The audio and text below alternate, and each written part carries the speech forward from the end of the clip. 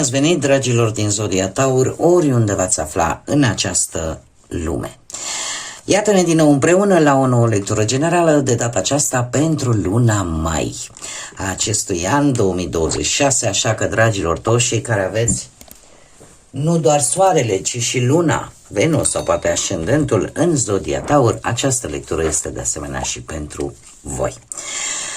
Desigur, vreau să, înainte de a începe lectura propriu-zisă, vreau să le mulțumesc din suflet tuturor celor care sunteți în permanență aici, care mă sprijiniți și mă susțineți prin intermediul mesajelor voastre frumoase, prin gesturile de apreciere care vin din partea voastră și fiecărui gând bun care vine de la voi. Așa că mii de mulțumiri tuturor.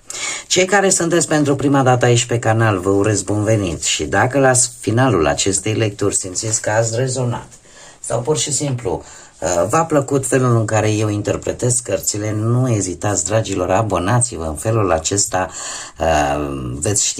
veți fi la zi cu toate lecturile pe care eu le public aici pe canal. Și desigur nu uitați de like-uri, nu uitați de acele hype-uri care au apărut mai recent. Sunt ele de ceva vreme și mie mi-a fost un pic greu să le înțeleg, dar sunt lucruri importante nu doar pentru mine, pentru orice creator de conținut. Este modul în care noi ne putem promova și arăta și altor persoane. Așa că, oricum, eu vă mulțumesc anticipat pentru toate aceste gesturi minunate. Și acum, haideți, dragilor, pe scurt, să vorbim un pic de luna mai, care este și luna voastră, în mare parte. Luna mai, să știți că vine cu 3 faze importante. Avem o lună plină pe 1 mai, o lună plină în Scorpion, avem o lună nouă pe 16 mai în Taur, chiar în zodia voastră, și desigur avem și încă o lună plină la sfârșitul lui mai pe 31 în Săgetător. Toate aceste energii și, bineînțeles, și alte aspecte astrale, dar pe care eu vreau să le însumesc cumva în tot ceea ce vă spun acum, face ca luna mai să aibă aceste 3 faze destul de intense.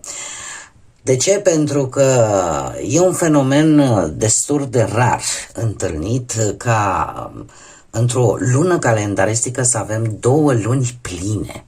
Și atunci, începutul de mai are o energie așa foarte puternică, emoții foarte puternice, situații care pot scoate la suprafață tot felul de lucruri ascunse, ce nu vor face altceva decât să ne forțeze efectiv ori să ne schimbăm direcția, ori pur și simplu e ca o furtună așa care vine și care ne mută, efectiv, nu te lasă să stai în același loc sau în aceleași situații. Desigur, jumătatea lunii mai, cu această lună nouă în Taur, face ca lucrurile cumva să se mai așeze, să se mai limpezească un pic. Apare dorința de stabilitate, apare cum să spun eu, alegerile, deciziile noastre sunt mult mai calculate. De ce? Pentru că, efectiv, încercăm să ne recuperăm echilibrul.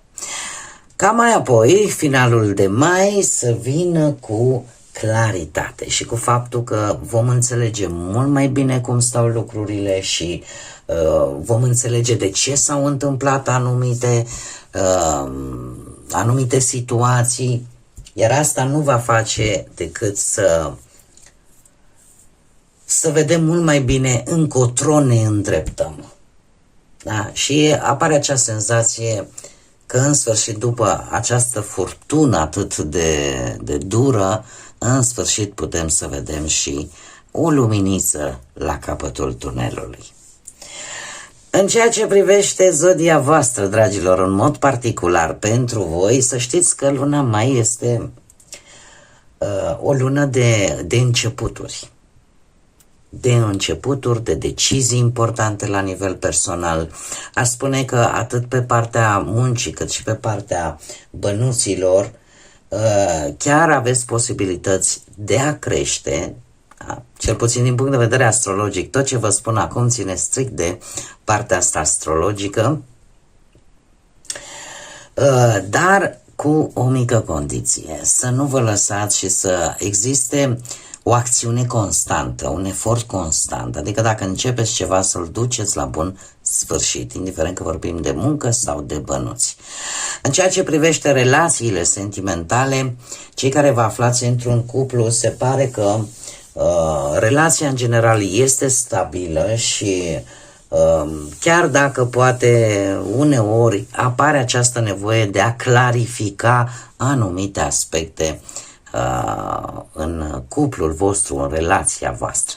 Cei singurei să știți că nu veți duce lipsă de posibilități la modul real de a găsi pe cineva să vină în viața voastră, și eu aș spune chiar posibilități destul de serioase, persoane serioase care să apară în viața voastră. Și acum haideți să trecem la cărțile noastre și să vedem prima săptămână întreagă. Prima săptămână întreagă începe cu 4 mai și avem căpița de fân. Să știți că chiar în prima săptămână apare o situație karmică. O situație karmică care poate, nu știu, să aibă loc pe orice domeniu, indiferent că vorbim de muncă, de bani sau de viață sentimentală. Se pare că voi veți culege ceea ce ați semănat. Acum depinde de fiecare. Pentru că este o situație karmică. A doua săptămână vine cu muntele, o provocare majoră. Ceva care vă va provoca să folosiți această, ca să zic așa, acest efort constant pe care l-am văzut și din punct de vedere astrologic, o provocare mare, dar nu imposibilă, mare atenție. Avem în a treia săptămână o părere de rău legată de cineva din familia voastră. Iar cea de-a patra săptămână avem ochiul și se pare că descoperi cu ajutorul intuiției sau al unui har deosebit pe care poate unii dintre voi îl aveți. Mă refer la partea psihică, mai mult o abilitate așa psihică, să descoperiți, să vedeți lucruri care vă pot ajuta sau lucruri importante. Intuiția probabil că o să vă ghideze foarte mult în a patra săptămână. Acum, haideți să vedem și care este energia generală pentru voi, dragilor, din Taur. Energia generală pentru voi, dragilor, ține foarte mult de a da drumul ori unei situații, ori unui stres, unui gând. De ce? Pentru că, bine, uite aici, ca și numere avem 2, 7, 9, 27 și cam atât, care poate să fie important pentru voi în această lună. Dar avem energia voastră pentru luna mai este o energie de eliberare, de curățare, de gândire profundă, de a vedea efectiv ce nu îți mai face bine, ce te trage în jos. Că e vorba de o relație, că e vorba de o situație. Pe parcursul lunii mai, cam aceasta este energia voastră, să scăpați de ceva ce nu vă mai face bine.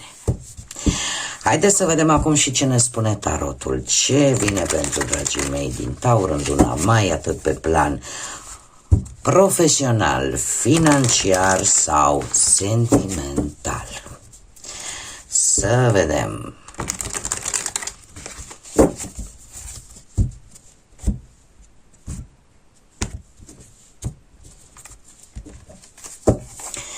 Pe plan profesional, transformări, realizări. Interesant, și avem și Marele Preot care vă și reprezintă ca zodie.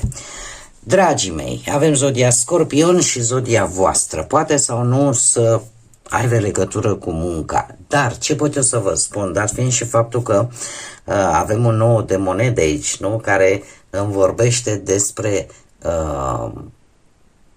realizări, o realizare personală, o bucurie vis-a-vis de ceea ce voi ați construit singurei. Din punct de vedere profesional, se pare că intrați într-o etapă în care începeți să culegeți rezultate, să culegeți aprecieri din partea celorlalți pentru munca pe care voi o faceți. Posibil să obțineți o poziție un pic mai stabilă, poate chiar și cu un venit mai bun, sau pur și simplu să construiți ceva prin propriile voastre forțe.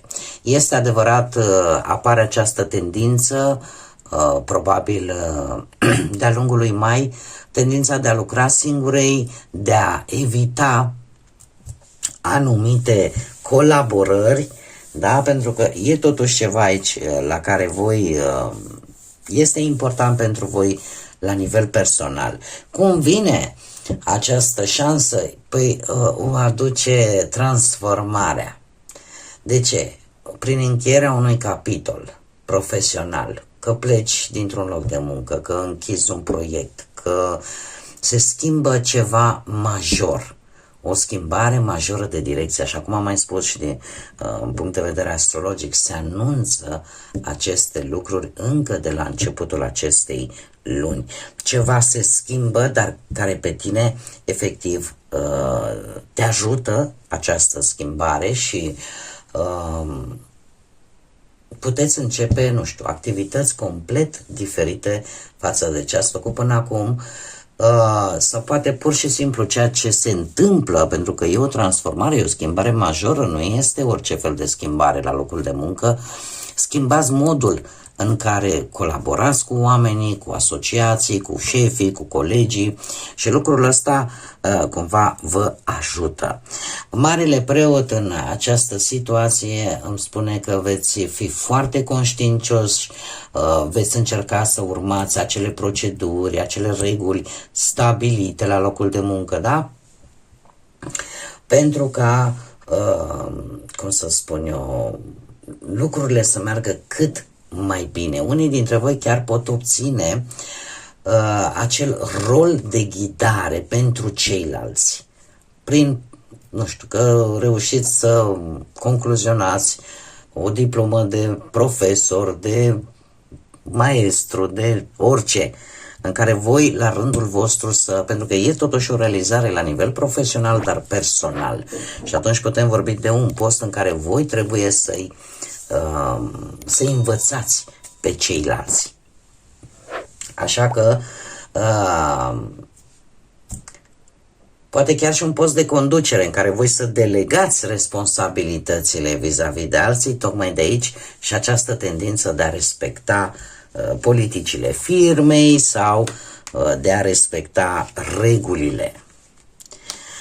Haideți să vedem pe plan financiar. Avem o regină de cupe, încă o dată zodii de apă, Rac, Pești sau Scorpion, cum am avut aici. Un 7 de bâte și Justiția, zodia Balanței. Dragilor, voi în luna mai pe parte financiară spune că sunteți oarecum în faza în care vreți să scoateți bani din ceva, poate din ce vă pricepeți voi cel mai bine. De ce? Pentru că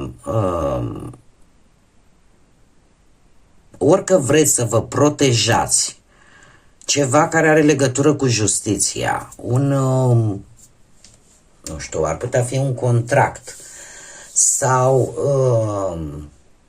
o datorie pe care voi vreți să o plătiți la timp și țineți, cum să spun eu, cu dinții de acest lucru. Tocmai de aceea încercați oarecum să faceți un surplus de bănuți. Nu știu, că începeți să acordați tot felul de servicii da? Proiecte legate chiar și de educație. În general, vreți să aveți acele resurse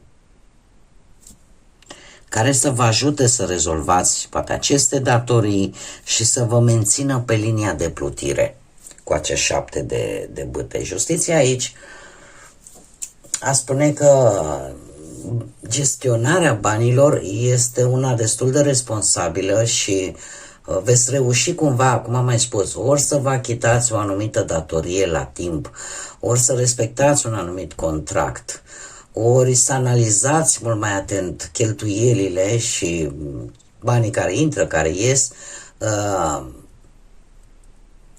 Poate că e nevoie și de o decizie financiară, dar pe care o veți lua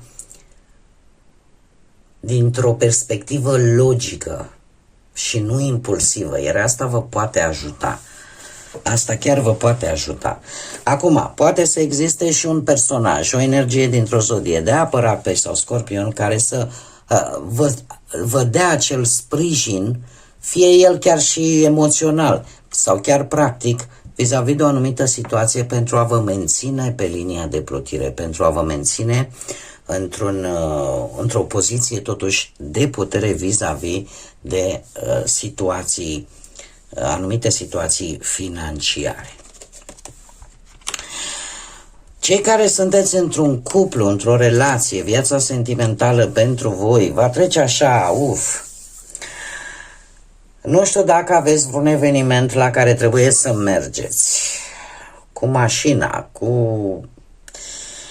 aveți grijă la acest eveniment. Așa cum am mai spus, aici încă o dată să repet o zodie de apă, Rac. Un eveniment cu prieteni, un eveniment cu, nu știu, cu anumite persoane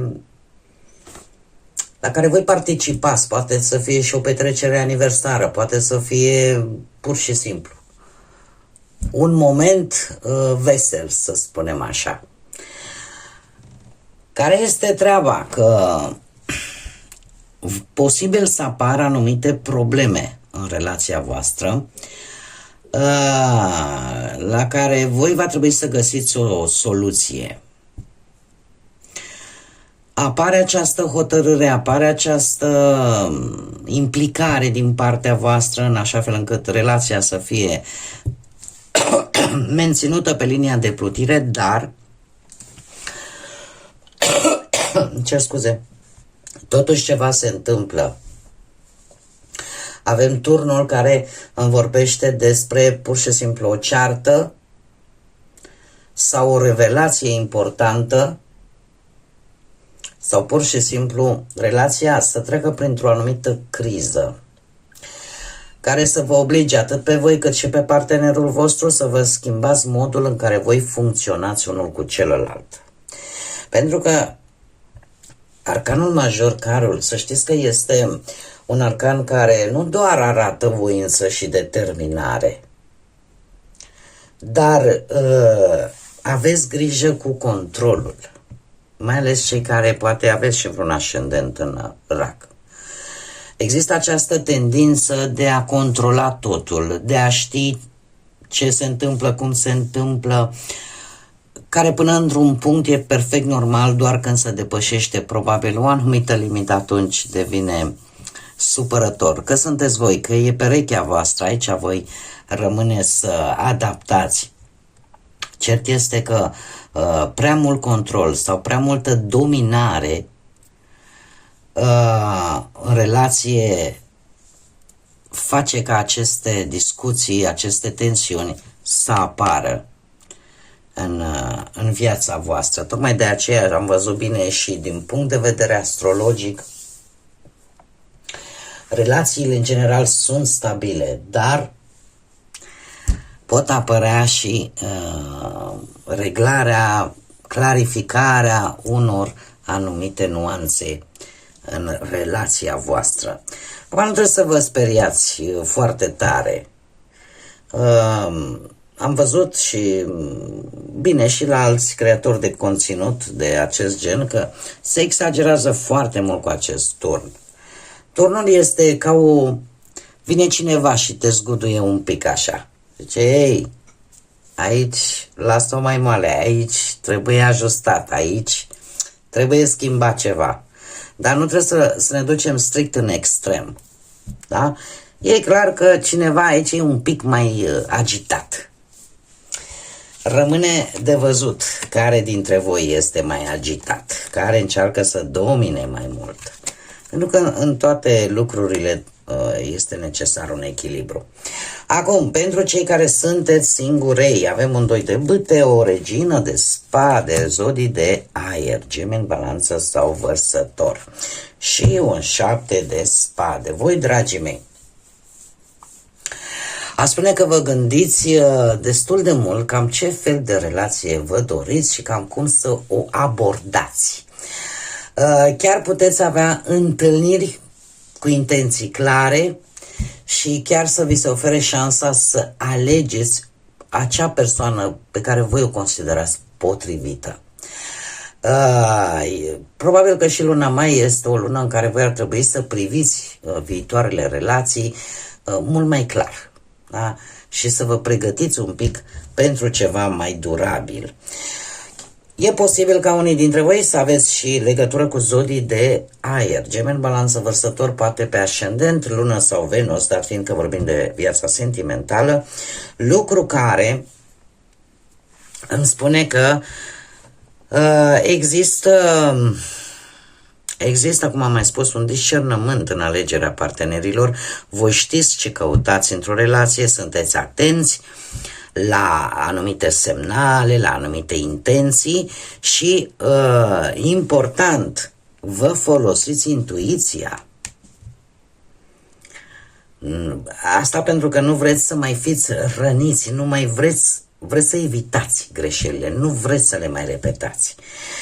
Avem un 7 de spade, un 7 de spade care vine cu anumite situații sau anumite persoane în care voi intuitiv veți simți că ceva nu e în regulă sau că vi se ascunde ceva sau că acea persoană nu este total sinceră cu voi. Sau poate pur și simplu ți se pare ție că acolo ceva nu este tocmai clar. Așa că pentru a evita dezamăgiri, iluzii sau așteptări nerealiste, folosiți-vă în egală măsură mare atenție, pentru că regina de spade, chiar dacă ne vorbește de intuiție, toate reginele din tarot au intuiție, pentru că sunt energii feminine, da, dar este o energie care ne vorbește și de logică, de rațiune, de realitate. Bun. Haideți să vedem acum și care este mesajul important al Universului, al Divinității pentru voi, dragilor, din Taur în luna mai. Mesajul important pentru dragii mei din Taur în luna mai.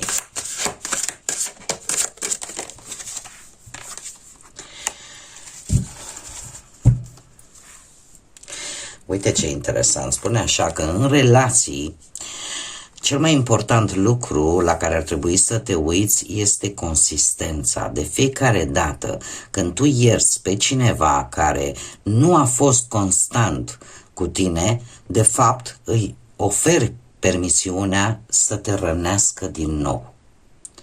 Tu meriți mai mult. Este atât de clar acest mesaj.